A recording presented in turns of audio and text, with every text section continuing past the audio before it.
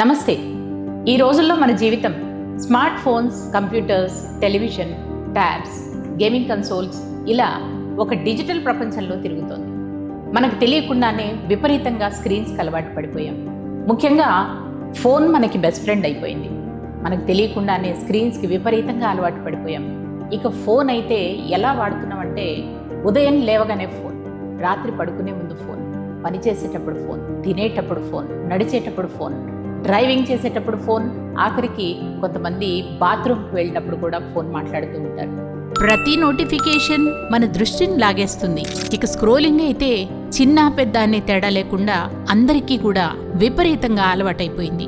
ఒక రీల్ చూసి పని చేసుకుందాం అనుకుంటాం, కానీ అది 10 రీల్స్ అవుతుంది. చూస్తుండగానే గంట గడిచిపోతుంది. Social media, videos, games, notifications ఇలా రోజులో చాలా గంటలు స్క్రీన్ ముందే గడిపేస్తున్నాం. మరికొంతమందికి టీవీ అడిక్షన్ ఉంటుంది. సీరియల్, సినిమాలు, న్యూస్ ఇలా టీవీకి అతుక్కుపోయి రోజు గడిపేస్తూ ఉంటారు. అది అన్ని విధాలా అనర్థదాయకం కదా. ఈ అలవాటు వదిలించుకోవాలంటే ప్రతి ఒక్కరూ డిజిటల్ డిటాక్స్ గురించి తెలుసుకోవాల్సిన అవసరం ఉంది.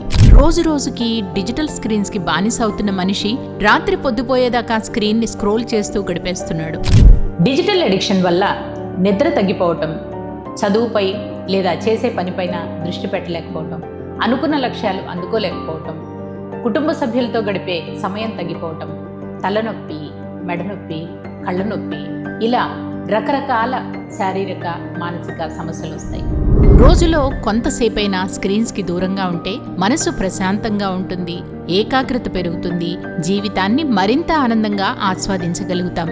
ద ఇండియన్ ఎకనామిక్ సర్వే 2025-26 భారతీయులు ఏడాదిలో స్మార్ట్ ఫోన్స్ పై ఏకంగా 1,00,000 కోట్ల గంటల సమయాన్ని గడిపారని ఆ సర్వే వెల్లడించడం ఆందోళన కలిగించే అంశం.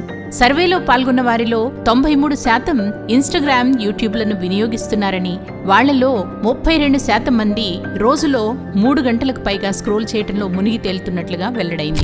ఈ రుగ్మత నుంచి బయటపడేందుకు డిజిటల్ డీటాక్సే పరిష్కారమని సర్వే సూచించింది. ప్రతిరోజు గంటల తరబడి స్క్రీన్ల ముందు గడపటం వల్ల ఎంతో విలువైన సమయం వృధా అయిపోతోంది. దీనివల్ల వ్యక్తి అభివృద్ధే కాదు, దేశాభివృద్ధి కూడా కుంటుపడుతుంది. మితిమీరిన ఈ డిజిటల్ కనెక్టివిటీని నిశ్శబ్ద డిజిటల్ సంక్షోభం లేదా సైలెంట్ డిజిటల్ క్రైసిస్ అంటారు. ఈ స్క్రీన్ అడిక్షన్ నుంచి బయటపడేందుకు డిజిటల్ డిటాక్సే పరిష్కారమని సర్వే సూచించింది.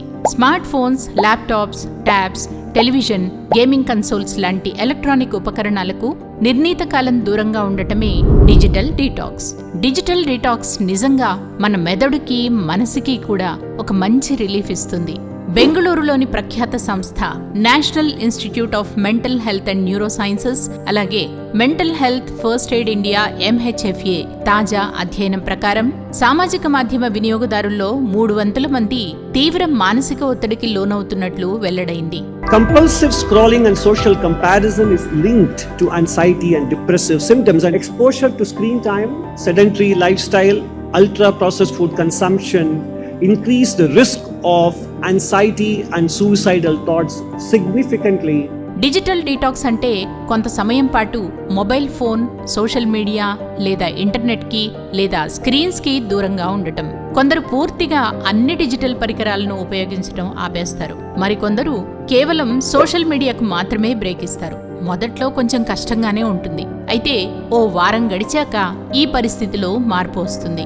ఏకాగ్రత పెరుగుతుంది, చేస్తున్న పనిపై శ్రద్ధ మొదలవుతుంది, కళ్ల నొప్పులు తగ్గిపోతాయి, మంచి నిద్ర పడుతుంది, ఒత్తిడి తగ్గుతుంది, ఏకాగ్రత పెరుగుతుంది.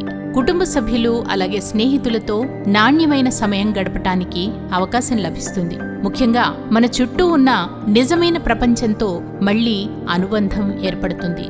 మరి డిజిటల్ డీటాక్స్ ఎలా చేయాలి? మొదటగా మీ లక్ష్యాన్ని నిర్ణయించుకోండి.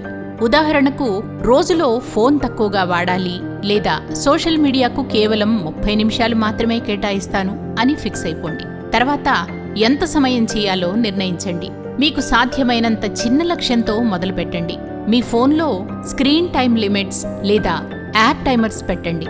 కుటుంబ సభ్యులు, స్నేహితులకు ముందే చెప్పండి. దీనివల్ల మీరు వెంటనే రెస్పాండ్ అవ్వకపోయినా వాళ్ళు అర్థం చేసుకుంటారు. ఖాళీ సమయాన్ని ఫోన్తో కాకుండా ఇతర పనులతో నింపండి. పుస్తకాలు చదవండి, వ్యాయామం చేయండి, సంగీతం వినండి, పెంపుడు జంతువులతో ఆడుకోండి లేదా కుటుంబ సభ్యులతో సమయం గడపండి. మీరు చేసే పనులు లేదా అత్యవసర అవసరాలకు ఫోన్ అవసరం లేకపోతే కొంతసేపు దానికి దూరంగా ఉండటమే మంచిది. మొదట్లో కొంచెం అసౌకర్యంగా ఏదో మిస్ అవుతున్నామనే భావన రావచ్చు, కానీ అది క్రమంగా తగ్గిపోతుంది. వారాంతాల్లో స్క్రీన్ చూసే సమయాన్ని తగ్గించి స్నేహితుల్ని కలవటం, సాంస్కృతిక ప్రదర్శనల్లాంటి వాటికి వెళ్లటం అలవాటు చేసుకోవాలి. రాత్రి 8 నుంచి 9 గంటల తర్వాత స్ట్రిక్ట్గా డిజిటల్ సన్సెట్ని పాటించాలి. వైఫై, ఇంటర్నెట్ని ఆఫ్ చేసేయాలి. పిల్లల్లో స్క్రీన్ వ్యసనాన్ని తగ్గించేందుకు తల్లిదండ్రులే రోల్ మోడల్స్గా మారాలని నిపుణులు సూచిస్తున్నారు. ఇంట్లో ఏదైనా ఒక ప్లేస్ని నో స్క్రీన్ జోన్గా ఏర్పాటు చేసి ఆ ప్లేస్లో ఎలక్ట్రానిక్ వస్తువులు వాడటాన్ని నిషేధించాలి. భోజనం చేసేటప్పుడు కుటుంబ సభ్యులు ఎవరూ కూడా స్క్రీన్స్ జోలికి వెళ్లకూడదని నిబంధన పెట్టుకోవాలి. పిల్లలతో మాట్లాడటానికి ఆ సమయాన్ని వినియోగించాలి. నిద్రపోవటానికి కనీసం గంట ముందే ఫోన్స్ని పక్క గదిలో పెట్టేస్తే మరీ మంచిది. ఇప్పుడు డిజిటల్ డీటాక్స్కి ఉపయోగపడే కొన్ని పాయింట్ వైజ్ చిట్కాలు. ఉదయం నిద్రలేవగానే ఫోన్ నోటిఫికేషన్స్ చూడటాన్ని ఆపేయాలి. రోజులో 1 లేదా 2 గంటలు పూర్తిగా మొబైల్కి దూరంగా ఉండాలి. నిద్రకు కనీసం 1 గంట ముందు ఫోన్ పక్కన పెట్టేయాలి. స్క్రీన్ లెస్ రొటీన్ని అలవాటు చేసుకోవాలి.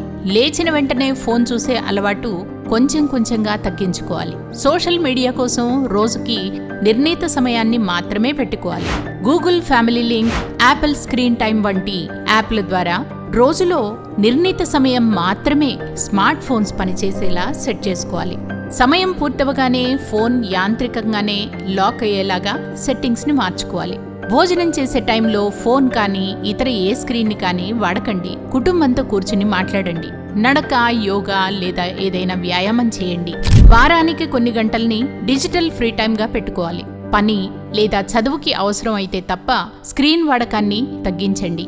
బెంగళూరులోని ప్రఖ్యాత సంస్థ నిమ్హాన్స్ దేశంలోనే తొలిసారిగా service for healthy use of technology shut క్లినిక్ని ప్రారంభించింది. అతిగా స్క్రీన్స్ని వినియోగించే యువతకు, గేమింగ్ వ్యసనపరులకు ప్రత్యేక కౌన్సిలింగ్ థెరపీ అందిస్తోంది నిమ్హాన్స్. అలాగే ఢిల్లీలోని ఎయిమ్స్ బిహేవియరల్ ఎడిక్షన్ క్లినిక్ ద్వారా సిబిటి అనే ప్రత్యేక ప్రవర్తనా చికిత్సను అందిస్తోంది. ఎక్కువ స్క్రోల్ చేస్తే నిజ జీవితానికి దూరం అవుతాం. టెక్నాలజీ అనేది మన జీవితాన్ని సులభతరం చేయడానికి వచ్చింది, అంతేకాని మనల్ని నియంత్రించడానికి కాదు. అందుకే రోజులో కొంతసేపైనా స్క్రీన్స్కి దూరంగా ఉండండి. అప్పుడు మీ ఆరోగ్యం, మీ మనసు, మీ సంబంధాలు మీ కృతజ్ఞతలు చెప్తాయి.